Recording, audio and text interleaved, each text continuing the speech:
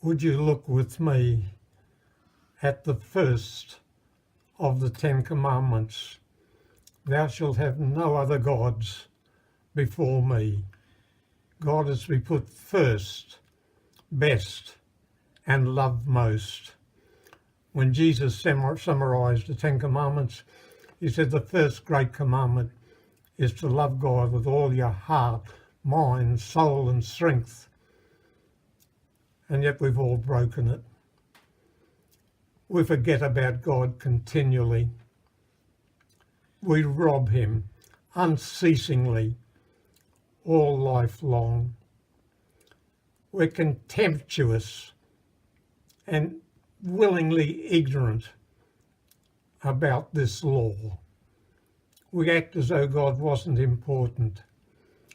He's meant to be to us what the sun is to the solar system. So I ask you this morning, is he first in your life? Do you love him more than all else? Augustine wrote this, "Alas, O wretched man that does not love or seek God. How miserable and parched. Not to love God is to be nothing and to live for nothing. To refuse to live for God is to be dead."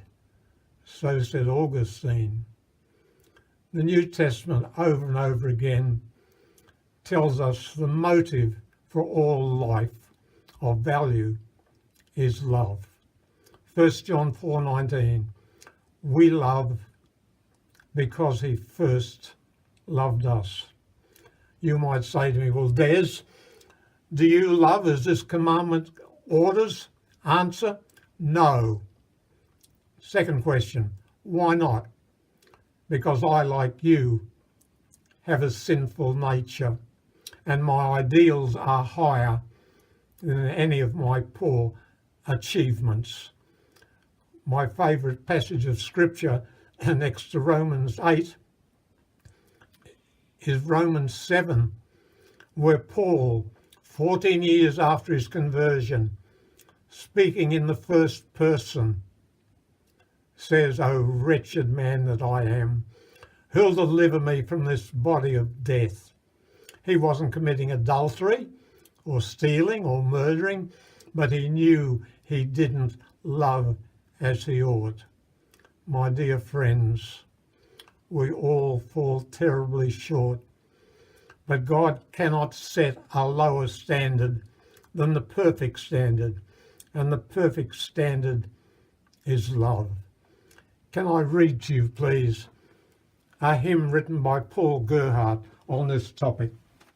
Paul Gerhardt knew what the first commandment was about. This is what he wrote. Jesus, thy boundless love to me, no thought can reach, no tongue declare.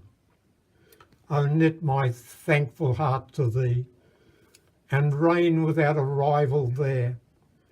Thine, wholly thine, alone I am, Lord, with thy love, my heart inflame. O grant that nothing in my soul may dwell, but thy pure love alone. O may thy love possess me whole, my joy, my treasure, and my crown. All coldness from my heart remove, my every act, word, thought be love. O love, how cheering is thy ray, all pain before thy presence flies. Care, anguish, sorrow melt away where'er thy healing beams arise. O Jesus, nothing may I see, nothing desire or seek but thee. And here's his last verse. In suffering be thy love my peace. In weakness thy love my power.